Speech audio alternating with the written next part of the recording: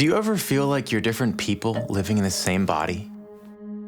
Like you change the way you act, the way you dress, use different slang or speak another language to fit in with the place, with the people. You want to belong. We all do. It's in your nature. It's why you join your groups and form your cliques. But if you can shift and morph into so many people, then which one of them is the real you?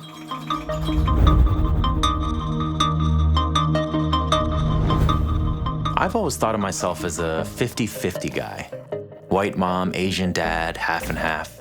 Simple.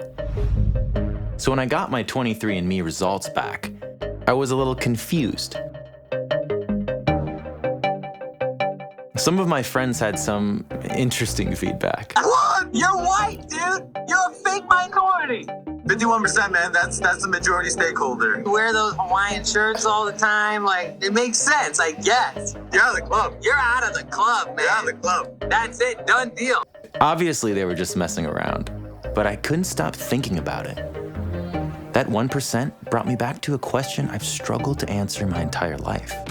What does it mean to be biracial? Hey, but first, a little backstory on me.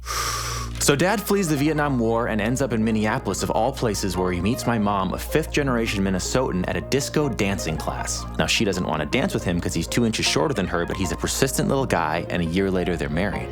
My Vietnamese grandma does not approve and skips their wedding altogether. She's a Buddhist monk now, but that's a different story. I grow up surrounded by both white and Asian relatives with a diverse group of friends, and I notice this more and more as I get older, until suddenly race becomes a clear part of my identity. Okay, so I went looking for a doll that would look like you, but they were just selling black dolls and white dolls, and finally I settled on a Latino doll, because close enough. I grew up surrounded by tolerance and acceptance, mostly. There was that diner in Florida that wouldn't serve us, and that guy who sent my mom letters telling her it was a sin against God to mix the races. But that was rare. For me, the conflict was internal. I tried to label myself, but there wasn't a single box I could check. I'm half Vietnamese, but I was born in America. When I'm in the States, people think I'm Asian, but then I travel to Vietnam and people assume I'm white. They can't see my 1%, can they? Today's culture is more obsessed with identity than ever before. There's immense pressure that we clearly define who we are, where we stand, what we believe. But when we start to analyze ourselves too closely, the world becomes a strange place. The deeper I dug inside my own head, the more I kept coming back to this conversation with my dad. He's an engineer. The latest thing in quantum mechanics is that they say that a particle can exist in 2 places at the same time. So what does that mean? Which one is the real particle? There could be 2 shells, one over here and one over here. So which one is the real shell? Is this me? Or is this me? Am I being real right now? Am I just phoning it in? That guy looking at me is I'm watching myself. If we are infinite variations of the same ingredient, we all become people we never intended to be. If the cells and cultures are half, how do we give weight to the weightless? Okay, we're running in circles now. Let's just listen.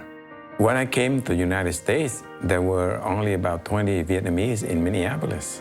I was very thankful that I was surrounded by a community of intellectual people that supported me.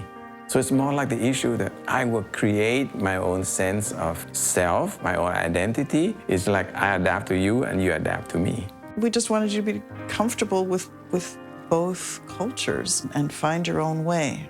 There's not absolute, there's not one right way of doing things. Identity is an evolution. So you don't search for your identity. You keep defining and enriching, okay, and making your identity more clear and more beautiful with time. I have so much trouble defining who I am, but that's because I'm evolving. And it's up to me to make sure it's for the better, to combine the best of all the worlds around me. The more I thought about this, the more I talked with my family and my friends, the answer became clear. It isn't about me. I mean, it is, but it's about the world outside my head, the people I choose to let into my life. They're the ones that hold up a mirror that reflect my best and my worst qualities, and I can change that reflection. I can shift it, refine it, make it more clear. I am not defined by how other people see me. Rather, it's up to me to define what they see.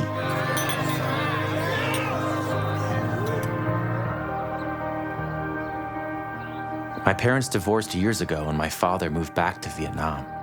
Mom married her friend from high school, and Dad settled down with a local Saigonese woman. My parents barely speak. Those two worlds from my youth, they are truly separate now. I hear the cheerful accent in the diners of Duluth, and I feel my mother. I smell the steaming pho in the alleys of Saigon, and I feel my father. And wherever I go, I bring their stories with me, blended and reshaped and added to my own. A work in progress. What will your story be? What will you write today?